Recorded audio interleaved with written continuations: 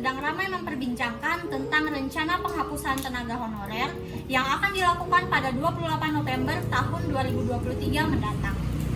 Kebijakan ini diambil berdasarkan situasi dan pantauan bahwa gaji yang diterima oleh para tenaga honorer tidak sebanding dengan pekerjaan mereka. Keputusan ini dianggap pro bagi kalangan buruh honorer, tenaga kesehatan, dan juga penyuluh pertanian karena berpeluang diangkat sebagai pegawai pemerintah dengan perjanjian kerja. Namun, keputusan ini sangat tidak beralasan bagi tenaga kontrak di bidang administrasi dan juga teknis lainnya. Penghapusan tenaga honorer ini berpotensi berdampak negatif terhadap politik, sosial, hukum, dan juga ekonomi di Indonesia.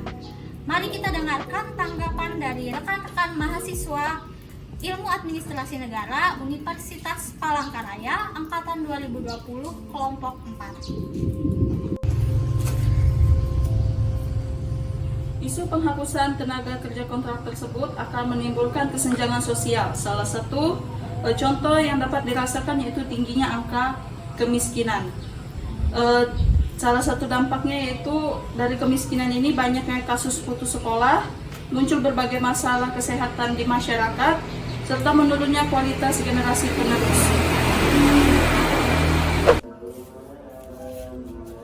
Tingkat pelaporan kriminalitas setiap tahun relatif rendah. Oleh karena mungkin angka kriminalitas akan naik lagi karena pengangguran akan bertambah dengan penghapusan tenaga kontrak. Karena sekarang mencari pekerjaan sangat susah, jadi salah satu jalan adalah tindak kejahatan. Karena susah untuk mencari pekerjaan, jadi orang-orang menghalalkan segala cara untuk mendapatkan uang. Salah satunya tindak kriminalitas.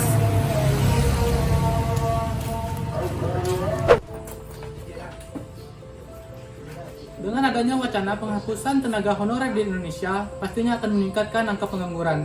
Dengan begitu, pemerintah harus bisa mencari solusi yang tepat untuk para tenaga honorer, supaya tidak di-PHK dan bisa masih mendapat pekerja yang lebih layak.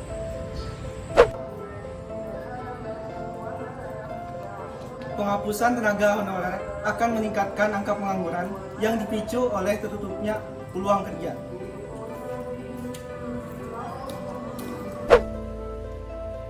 Keputusan pemerintah menghapus tenaga honorer di semua instansi pemerintah akan mempengaruhi kualitas pelayanan publik dan akan menimbulkan masalah baru karena selama ini tenaga honorer yang menjadi tulang punggung dalam pelayanan publik di pemerintahan daerah.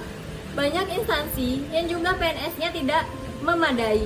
Kemudian keberadaan honorer inilah yang memegang peran penting dalam sejumlah bidang kerja karena kebanyakan PNS hanya bergantung kepada honorer.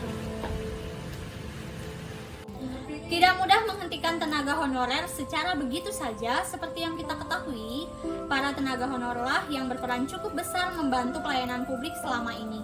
Di sisi lain, tentu pemerintah harus mencari solusi terbaik bagi para honorer, terutama bagi mereka yang telah mengabdi 5-10 tahun.